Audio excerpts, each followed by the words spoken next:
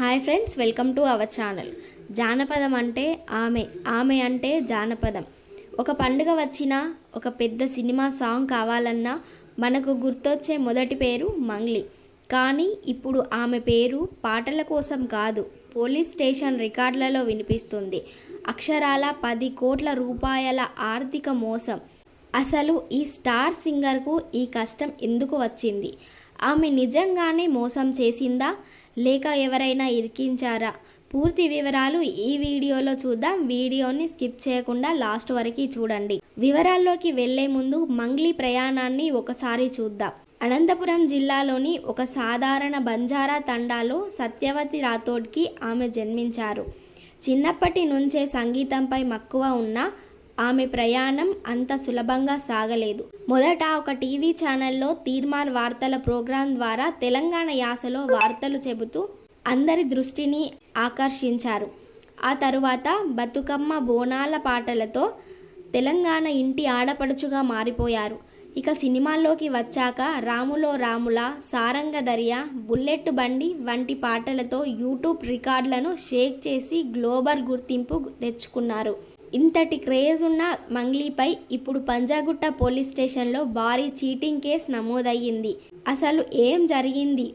మంగ్లీ మరియు ఆమె సోదరుడు శివ మరికొందరితో కలిసి ఒక టీంలా ఏర్పడి మైక్రో ఫైనాన్స్ స్కీమ్ పేరుతో నమ్మబలికారు. తమ బిజినెస్లో పెట్టుబడి పెడితే తక్కువ కాలంలో ఊహించని లాభాలు వస్తాయని ఆశ చూపించారు. ఒక సెలబ్రిటీ చెబుతుంది కదా అని నమ్మి సుమారు 150 మంది బాధితులు తమ కష్టార్జితాన్ని దాదాపు 10 కోట్లు వీళ్ళ చేతుల్లో పెట్టారు. నెలలు గడిచినా లాభాలు రాకపోగా అసలు డబ్బు కూడా తిరిగి ఇవ్వకపోవడంతో బాధితులు పోలీసులను ఆశ్రయించారు.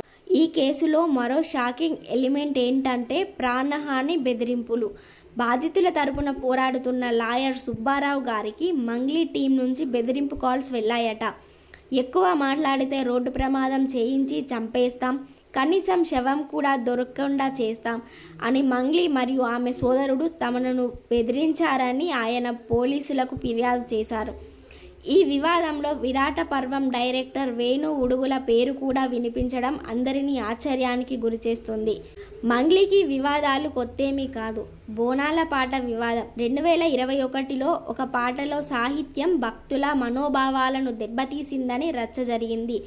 డ్రగ్స్ మరియు బర్త్డే పార్టీ 2025లో జూన్లో ఆమె బర్త్డే పార్టీపై పోలీసులు రైడ్ చేసినప్పుడు డ్రగ్స్ మరియు పర్మిషన్ లేని మద్యం వాడారనే ఆరోపణలు వచ్చాయి.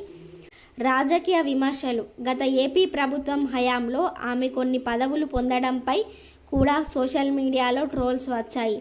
సెలబ్రిటీలు అంటే సామాన్యులకు ఒక ఇన్స్పిరేషన్, కానీ ఇలాంటి స్కామ్ వెనుక వాళ్ళ పేర్లు వినిపించడం నిజంగా దురదృష్టకరం. అభిమానం ఉండాలి, కానీ డబ్బు విషయంలో ఎంతటి వారు చెప్పినా 1కి 10 సార్లు ఆలోచించి నిర్ణయం తీసుకోవడం మంచిది. మరి ఈ కేసుపై మీ అభిప్రాయం ఏంటి? ఇది ఆమె ఎదుగుదలకు ఓర్వలేక చేసిన కుట్ర, లేక నిజంగానే మోసం జరిగిందా? కింద కామెంట్స్లో తెలియచేయండి. చట్టం తన పని తాను చేస్తుంది. నిజం ఏదో త్వరలోనే తేలుతుంది. మరో వీడియోతో మళ్ళీ కలుద్దాం. సెలవు.